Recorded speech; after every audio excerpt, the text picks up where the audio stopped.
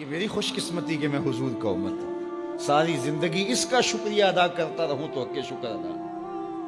ہم حضور کے امتی، نبی انتظار کرتے رہے، نبی منتظر رہے۔ حضرت خلیل اللہ کی بارگاہ میں پکار رہے ہیں، ربنا وابعث فیہم رسولا، مالک رسول بھیج دے۔ کوئی کہتا ہے لیسا بفظ ولا بغلظ، وہ ترشرو نہیں ہوگا، سخت مزاج نہیں ہوگا، ماتھے پہ شکنے لانے والا نہیں ہوگا، وہ پیار بانٹنے والا ہوگا، بس وہ آیا چاہ رہا ہے۔ حضرت عیسیٰ نے تو نام بھی بتا دیا نا، مبشرم برسول یاتی من بعد اسمہ احمد، لوگوں میں جا رہا ہوں، چلو نام بھی بتا دیتا ہوں، میرے بعد جو آنے والا اس کا نام احمد ہوگا۔ نبی انتظار کرتے رہے، 12 نبیوں نے انتظار کیا حضور کی امت میں ہونے کے لیے، تمنا کی۔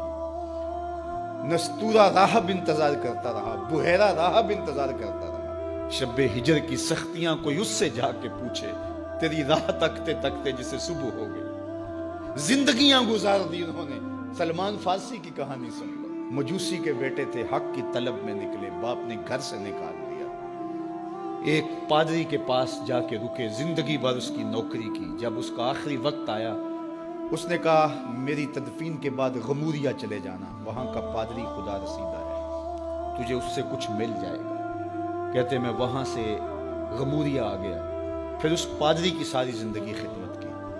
جب وہ مرنے لگا تو اس نے کہا کوئی ایسا شخص نہیں ہے جس کے پاس اب میں تجھے بھیجوں، لیکن نبی آخر الزماں کے ظہور کے لمحے آ گئے، تو یہاں سے یثرب چلا جا، وہ اس نبی کی ہجرت گاہ ہوگی، تیری زندگی سنور جائے گی، تو نے بڑی محنت کی ہے، بڑی نوکری کی ہے میری۔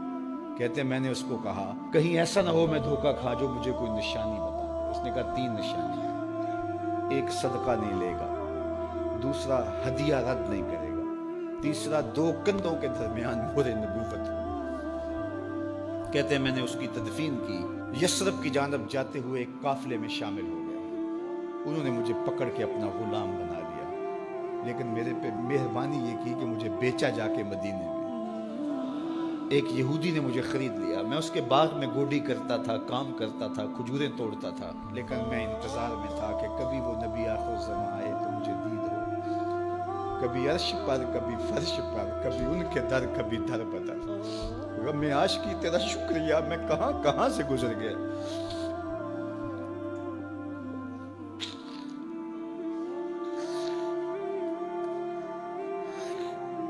کہتے ہیں ایک دن میں اپنے باغ میں کھجوریں توڑ رہا تھا کہ ہواؤں میں مستی پیدا ہو گئی، اور ہر سمت سے طلع البدر علینا کی صدائیں گونجنے لگی۔ میں سمجھ گیا کہ وہ لمحے آ گئے، میں نے چھلانگ لگا دی اور دوڑ پڑا۔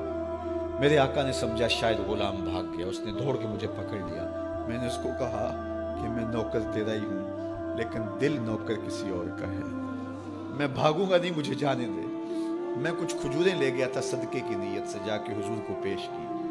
آقا کریم نے فرمایا ہم نبی صدقہ نہیں لیتے۔ کہتے ہیں نشانی ایک پوری ہو گئی، کہتے ہیں کہ میں کچھ دنوں کے بعد اور کھجوریں لے گیا، اور میری نیت ہدیہ کی تھی، میں نے پیش کی، حضور نے قبول فرما لی۔ لیکن میں بھی کہتا تھا تیسری نشانی بھی پوری ہو لے تو پھر مانوں گا، اور وہ کیا تھی؟ 2 کندھوں کے درمیان مہر نبوت۔ کہتے ہیں ایک دن حضور میرے باغ میں آئے، اور آقا کریم نے اپنے مبارک کندھے پہ چادر رکھی ہوئی تھی، اور چادر کی اوٹ میں مہر نبوت چھپی ہوئی تھی، اور میں پیچھے ہو کے دیکھتا تھا، اور میری آرزو یہ تھی کہ کوئی تیز جھونکا ہوا کا آئے اور چادر ہٹ جائے اور میں مہر نبوت کی زیارت کر لوں۔ حضور میرے ارادہ قلب سے آگاہ ہوئے، فَأَلْقَى إِلَيَّ رِدَاءَهُ، حضور نے چادر اتار کے میری جانب پھینکی، اور پھر ایسے رخ کر کے فرمایا انظر الی ما امرت بہ، اس پادری نے جو بتایا تھا دیکھ لے آ کے۔ تو کہا میں نے دیکھا کہ حضور کے کندھوں کے درمیان۔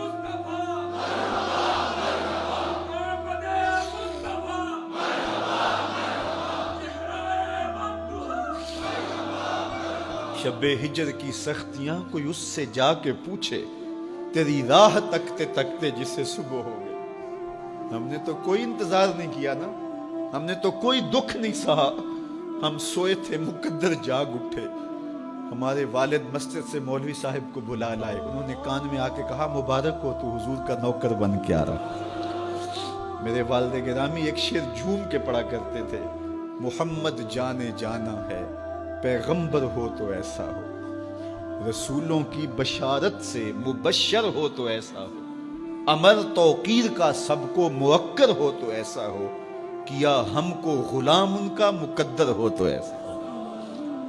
میں اپنے مقدر پہ قربان نہ جاؤں، آپ اپنے مقدر پہ نثار نہ جائیں، ہمیں وہ نبی ملا جو نبیوں کا نبی ہے۔ بنو سعد کے مقدر بھی جاگ اٹھے، اللہ اکبر، کیا وہ خوش نصیب وادیاں تھی، کیا وہ خوش بخت پہاڑ تھے بنو سعد کے، جہاں حضور نے زندگی کے ابتدائی سال گزارے۔ اللہ اکبر۔ حضرت حلیمہ سعدیہ کہتی ہیں جب میں حضور کو گھر لے گئی تو میرے گھر میں روشنیاں آ گئیں، باقاعدہ عورتوں نے کہا حلیمہ تو اتنی امیر ہو گئی ہے رات کو بھی دیا نہیں بجھاتی۔ بڑے امیر کبیر گھرانوں میں بھی رات کو لوگ دیا بجھا دیا کرتے ہیں، لیکن تو اتنی ہی امیر ہو گئی ہے کہ رات کو بھی تیرے گھر کا دیا نہیں بجھتا۔ تو حلیمہ سعدیہ نے کہا آؤ میں تمہیں بتاؤں میرے گھر میں دیا کون سا روشن۔ باقاعدہ ہم جولیوں کو بلایا، پالنے میں حضور تھے، اشارہ کر کے کہا ما کننا نحتاج الی السراج من یوم اخذناہ، جب سے یہ پیارا گھر آیا ہے میں نے سارے دیے توڑ دیے، دیے کی ضرورت نہ مشعل کی حاجت، عجب روشنی تو نے پائی حلیم، بڑی تو نے توقیر پائی حلیمہ، بنی تو محمد کی دائی حلیم۔ کہا ما کننا نحتاج الی السراج من یوم اخذناہ، جب سے یہ پیارا گھر میں آیا ہے میں نے سارے دیے توڑ دیے۔ جہاں روشنی چاہیے ہوتی ہے حضور کو اٹھا کے اس کمرے میں لے جاتے ہیں، وہاں انوار پھیل جاتے ہیں، روشنیاں پھیل جاتی ہیں، کیسے اجالے پھیلے، کیسی روشنیاں پھیلیں۔ حلیمہ دا چھپر کھجوری دے تھلے، حوراں وچھالے نوری مسلے، فرش تو عرش تک پہ گئی دہائی، حلیمہ نے لٹ لئی خدا دی خدائی۔ اللہ اکبر۔ وہ سارا دن تو صحراؤں میں گھوم لیتی تھی، اسے جب بھوک لگتی تھی لبوں کو چوم لیتی تھی۔ بخت جاگے حلیمہ سعدیہ کے حضور ان کے گھر آئے، اللہ اکبر، جدھر سے گزرتے گئے نور پھیلتا گیا، انوار پھیلتے گئے۔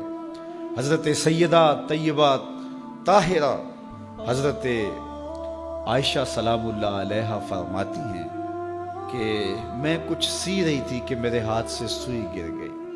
اب حضور کے گھر میں دیے میں جلانے کے لیے تیل بھی نہیں تھا، میں پریشان تھی، سوئی گر گئی، اتنے میں حضور تشریف لائے۔ حضور مسکرائے، کہتی ہے میں نے گمی ہوئی سوئی تلاش کر لی۔ اللہ اکبر۔ تو یہ روشنی تھی، یہ انوار تھے۔ اللہ اکبر۔ اذا ضحک یتلالع فی الجدر، جب حضور مسکراتے تھے سامنے والی دیواروں پہ عکس پڑتا تھا۔ اللہ اکبر۔ جب مسکراتے تھے نور پھیل جاتا تھا۔ اذا تکلم رؤیا کالنور یخرج من بین ثنایاہ، حضور کے سامنے والے دانتوں میں ہلکا سا فاصلہ تھا، اور جب آقا کریم گفتگو کرتے تھے وہاں سے نور کی کرنیں چھن چھن کے نکلتی تھیں، انوار پھیل جاتے تھے۔ ایسا نوری ماحول، ایسا نورانی چہرہ۔ حضرت ابو ہریرہ بولے کل قمر لیلۃ البدر لم ارى قبلہ ولا بعدہ مثلہ، کیا پوچھتے ہو، 14ویں رات کا چمکتا ہوا چاند تھے میرے حضور۔ پھر کہا نہیں نہیں نہیں، حضور جیسا نہ پہلے دیکھا نہ بعد میں دیکھا۔ حضرت حسان بن ثابت پاس کھڑے تھے، کہا دیکھتے کیسے، کسی ماں نے جنم دیا ہوتا تو دیکھتے۔ خدا نے وہ سچا ہی پن چھڑیا جدے وچ محمد نو ٹالیا سی، حسینہ جمیلہ دا منہ موڑ دیتا، محمد بنا کے قلم توڑ دیتا۔ مثل او در عالم امکان متصور نیست، حضرت شیخ مجدد کہتے ہیں حضور کی مثل بزم عالم میں ممکن ہی نہیں ہے، ہو ہی نہیں سکتا۔ اور اقبال کا لہجہ بھی دیکھیے، رخ مصطفیٰ ہے وہ آئینہ کہ اب اس سا دوسرا آئینہ، نہ کسی کی بزم خیال میں نہ دکان آئینہ ساز میں۔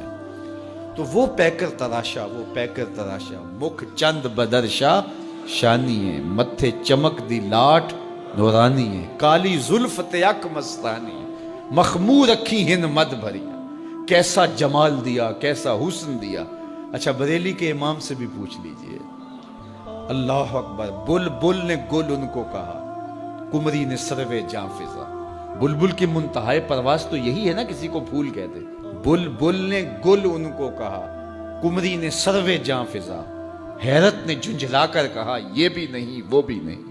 خورشید تھا کس زور پر، کیا بھر کے چمکا تھا قمر، بے پردہ جب وہ رخ ہوا یہ بھی نہیں وہ بھی نہیں. وہ حسن دیا وہ جمال دیا اللہ نے اپنا.